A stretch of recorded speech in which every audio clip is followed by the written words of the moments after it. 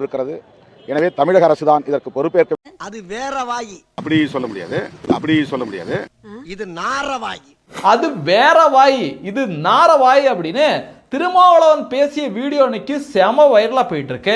பச்சோந்தி இருக்குல்ல, பச்சோந்தி நிறம் மாறுவதை விட திருமாவளவன் படு ஸ்பீடா என்ன பண்ணியிருக்காரு, தன்னுடைய பேச்சை மாத்தி பேசியிருக்காரு.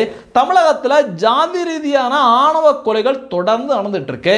ஆனா அதுக்கு நடவடிக்கை எடுக்காத திமுகவுக்கு பயங்கரமா முட்டு கொடுத்துருக்காப்ல. அந்த வீடியோவில் என்ன பேசியிருக்காரு அப்படிங்கிறத முதல்ல பாருங்க. இளவரசன் கொல்லப்பட்ட பிறகு கோகுல்ராஜ் கொல்லப்பட்டான். இப்போது சங்கர் கொல்லப்பட்டிருக்கிறான்.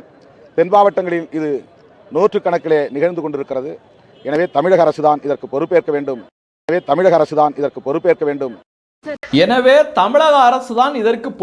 வேண்டும்.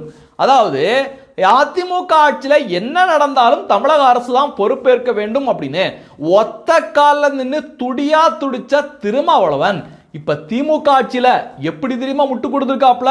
உண்மையிலேயே பச்சோந்திக்கு கூட இப்படி மாறி பேச தெரியாதுங்க. ஆனா திருமாவளவன் எப்படி பேசியிருக்காப்ல அப்படிங்கிறத பாருங்க. தமிழக அரசு தொடர்ந்து இந்த விஷயத்துல செவி சாய்க்காம இருக்கிறதுக்கு என்ன காரணம்? அப்படி சொல்ல முடியாது.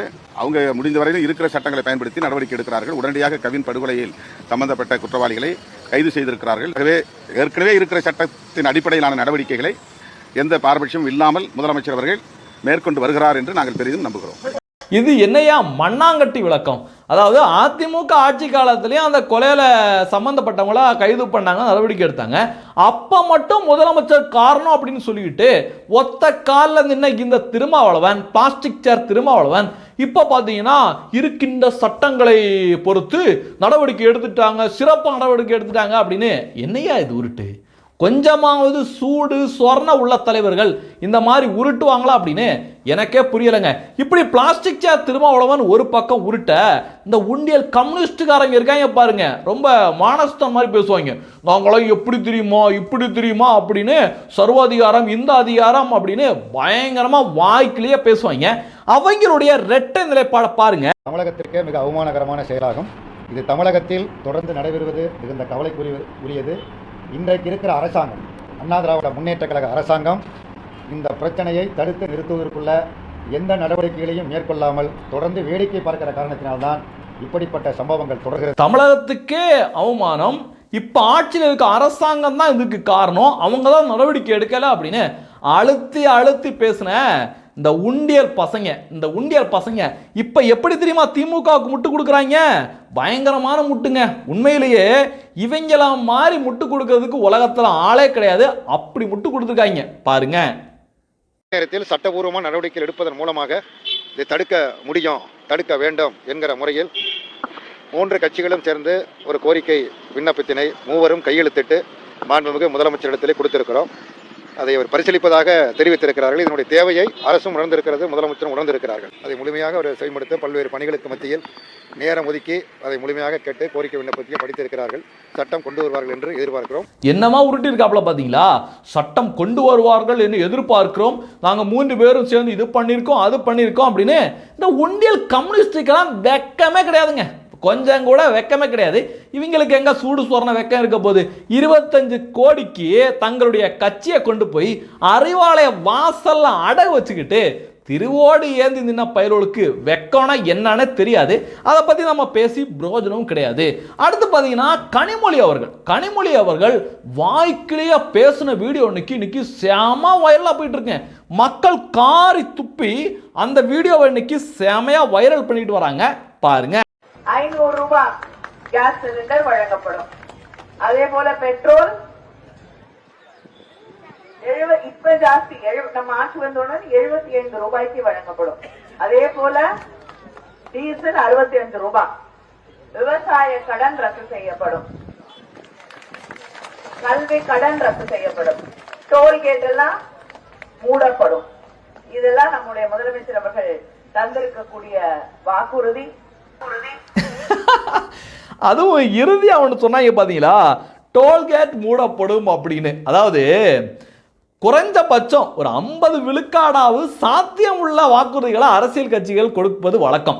ஆனா திமுக மட்டும்தான் முடியாத விஷயத்தை, எந்த காலத்திலும் செய்ய முடியாத விஷயத்தை தமிழக மக்களை முட்டாள் நினைச்சு தொடர்ந்து கொடுத்துக்கிட்டு இருக்காங்க. இன்னும் கொஞ்சம் விட்டா இமயமலை அப்படியே தூக்கிட்டு வந்து தமிழகத்தை இந்த சைடு வச்சிருவோம் அப்படின்னு வாக்குறுதி கொடுத்தா கூட கொடுப்பாங்க. மீண்டும் ஒரு முறை சொல்றேன், என்னென்ன வாக்குறுதி கொடுத்துருக்காங்க அப்படின்னு. ஏன்னா இவங்களுடைய பித்தலாட்டம் மக்கள் மத்தியில் போய் சேரணும். 500 ரூபாய்க்கு கேஸ் சிலிண்டர் வழங்கப்படும், பெட்ரோல் வெறும் 75 ரூபாய்க்கு, வெறும் 75 ரூபாய்க்கு வழங்கப்படும் அப்படின்னு ஆசை வார்த்தையெல்லாம் சொல்லியிருக்காங்க.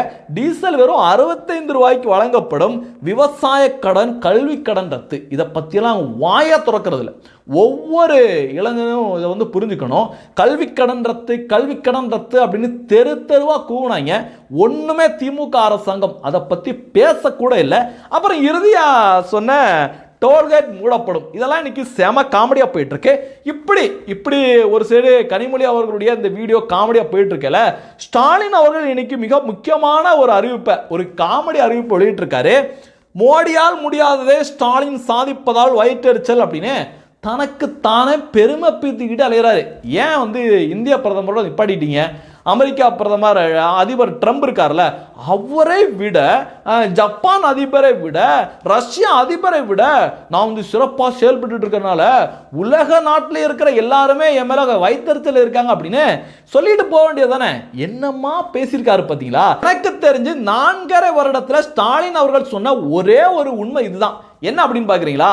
மோடி அவர்களாலெல்லாம் நிச்சயமா முடியாதுங்க. இந்த விஷயத்தெல்லாம் மோடி அவர்களால் நிச்சயமா பண்ண முடியாது.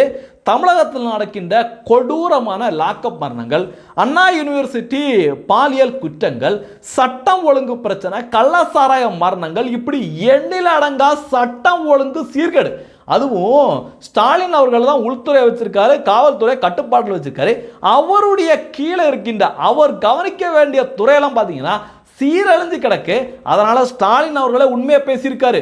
மோடி அவர்களால் முடியாததை ஸ்டாலின் அவர்கள் சிறப்பாக கள்ளசாராய மரணங்கள், இங்கே இருக்கின்ற லாக்அப் மரணங்கள், இதெல்லாம் சிறப்பாக செய்யறதுனால என் மேலே எல்லாரும் பொறாமையா இருக்காங்கன்னு அவரே பெருமை பேசிட்டு அலைகிறாரு. அடுத்து பாருங்க, வறுமை இல்லாத மாநிலமாக தமிழ்நாடு இருக்கு அப்படின்னு பயங்கரமா அடிச்சு விட்டுருக்காரு. என்னையா இது? பொய்யா இருந்தாலும் ஒரு நியாயம் வேண்டாமா அப்படிங்கிற மாதிரி தான் ஸ்டாலின் அவர்களுடைய பேச்சு இருக்கு. தமிழகத்தில் 5000 ரூபாய்க்கு 2 லட்சம் 1 லட்சம் அப்படின்னு கிட்னியை மக்கள் வித்துக்கிட்டு இருக்காங்க. அந்த அளவுக்கு ஏழ்மை, அந்த அளவுக்கு கஷ்டம் இருக்கு. அந்த கிட்னியை கூட இந்த திமுக கார பயிலுவ தான் புரோக்கரா, திராவிட ஆனந்தனா அவன் தான் புரோக்கரா நின்று கை மாத்திட்டு இருக்கான். ஆனால் முதலமைச்சர் என்ன சொல்றாரு? தமிழகத்தில் வறுமையே கிடையாது அப்படி இப்படின்னு என்னமா அடிச்சு விட்டுருக்காரு. பார்த்தீங்களா? என்னமா அடிச்சு விடுறாரு. அடுத்து பார்த்தீங்கன்னா திமுக ஒரு ஸ்டிக்கர் திட்டத்தை, ஒரு விளம்பர மாடல் திட்டத்தை அறிவிச்சிருக்காங்க. என்னன்னு பார்த்தீங்கன்னா வீடு தேடி வரும் ரேஷன் பொருட்கள். இதற்கு ஒரு சாமானியர் ஒருத்தர் ரிப்ளை கொடுத்திருக்காரு. என்ன தெரியுமா? வீட்டில் இருக்கும் முதியவர்கள் நகை பணத்தை பத்திரமாக வைத்துக் கொள்ளவும். ஏன்னா இது திராவிட மாடல் ஆட்சி அறிவித்திருக்கின்ற திட்டம் அப்படிங்கிற மாதிரி பங்கமாக கலாய்ச்சிருக்காரு. எல்லாருக்குமே தெரியுங்க, தமிழகத்தில் பிறந்த எல்லாருக்குமே தெரியும். ரேஷன் கடைக்கு நம்ம 1ஆம் தேதி நம்ம வந்து பொருட்கள் வாங்க போனால் அங்கே எந்த பொருட்களும் இருக்கிறது இல்லை. எப்போ வரும்னு தெரியாது, எப்போ தீர்ந்து போச்சுன்னு தெரியாது. வந்தது தெரியாமல் அடுத்த நாள் 2ஆம் நாள்லாம் மக்கள் போய் வாங்க போனால் எப்பா அந்த பொருளாம் இல்லைப்பா அப்படின்னு சொல்லி அனுப்புவாங்க. அந்த லட்சணத்தில் தான் நேராக போனாலே பொருட்கள் கிடைக்காத சூழ்நிலை இருக்கு. ஆனால் இவங்க வீடு தேடி வரும் அப்படின்னு இன்னைக்கு விளம்பரம்லாம் பயங்கரமாக போட்டிருக்காங்க. இன்னும் ஒரு சிலவங்க என்ன சொல்கிறாங்க அப்படின்னா, ஐயா நாங்கள் ரேஷன் கடைக்கு போய் வாங்க போனாலே 20 கிலோ கிடைக்க வேண்டிய பொருள் 17 கிலோ தான் கிடைக்குது. இன்னும் வீட்டுக்கு வந்து கொடுத்தீங்கன்னா அதில் 5 கிலோ உருவிட்டு 15 கிலோ தான் கொடுப்பீங்களா ஐயா அப்படின்னு அந்த சந்தேகத்தை இன்னைக்கு மக்கள் எழுப்பிட்டு வராங்க. அடுத்து பார்த்தீங்கன்னா இந்த அமெரிக்கா வரியை போட்டு மிரட்டினாங்கல்ல, அது பற்றிய செய்திகள் வந்திருக்கு. குறிப்பாக பியூஷ் கோயல் மிக முக்கியமான அறிவிப்பை ஒன்று அறிவிச்சிருக்காரு. சர்வதேச அரங்கில் இந்தியா யாருக்கும் அடிப்பணியாது அப்படின்னு மத்திய அமைச்சர் சொல்லியிருக்காரு. குறிப்பாக அமெரிக்க அதிபர் ட்ரம்ப் லூசு பிடிச்ச மாதிரி நாங்கள் இந்தியா மீது வரி விதிக்கிறோம் அப்படி இப்படின்னு சொன்னதுல இருந்து இந்தியா துணிச்சலான நடவடிக்கை எடுத்துட்டு இருக்கு. அமெரிக்கா கிட்ட இருந்து நாங்கள் இனிமேல் வந்து போர் விமானங்களை வாங்க போறதில்ல, அதெல்லாம் ரத்து பண்றோம் அப்படிங்கிற அறிவிப்பு வந்திருக்கு. குறிப்பாக ராஜ்நாத் சிங் அவர்கள் இந்த மாதம் அமெரிக்கா போகிறதுக்கான மிக முக்கியமான முடிவுகள் எடுக்கிறதுக்கான ஒரு பயணம் இருந்துச்சு, அதையும் ரத்து பண்றதா அறிவிச்சிருக்காங்க. குறிப்பாக ரஷ்ய அதிபரோட பிரதமர் நரேந்திர மோடி அவர்கள் பேசியிருக்காரு.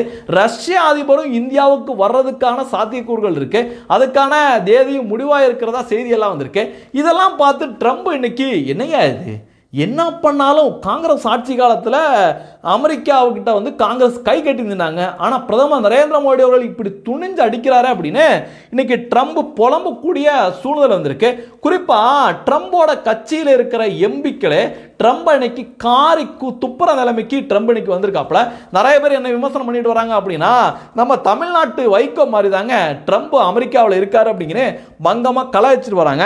அடுத்து பார்த்தீங்கன்னா ஈவே ராமசாமிக்கே டஃப் கொடுக்குற மாதிரி, ஈவே ராமசாமி ஜாதியை ஒழிச்சாரு, ஈவே ராமசாமி அது பண்ணாரு அப்படின்னு இந்த திராவிட மாடல் ஆட்சியாளர்கள் பயங்கரமாக சொல்லிட்டு வராங்கல்ல, அந்த விஷயம் இன்னைக்கு ஒன்றுமே கிடையாது. ஈவே ராமசாமி ஜாதியும் ஒழிக்கல, ஒரு மண்ணாங்கட்டியும் ஒழிக்கல அப்படிங்கிற மாதிரி ஒரு சம்பவம் நடந்திருக்கு. கரூரில் தீண்டாமை சுவர் ஒன்று கட்டியிருக்காங்க.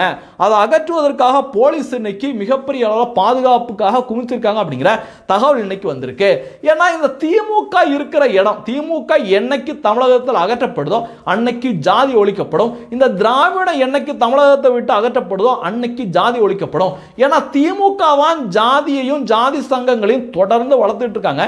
குறிப்பா அவங்களுடைய கட்சி பொறுப்பாளர்கள் இருந்து தேர்தலில் வேட்பாளர் போடுற வரைக்கும் திமுக ஜாதி வெறியோட தான் செயல்படுது அப்படின்னு எல்லாருக்குமே தெரியும். ஆனால் வெளியில் வந்து நாங்கள் சமூக நீதி, நாங்கள் வந்து ஜாதியை ஒழிக்க பாடுபடுறோம், நாங்கள் ஈவே ராமசாமியோட பேரன்கள் அப்படின்னு வாய்க்கிலேயே பேசுவாங்க. யாரும் நம்பிடாதீங்க.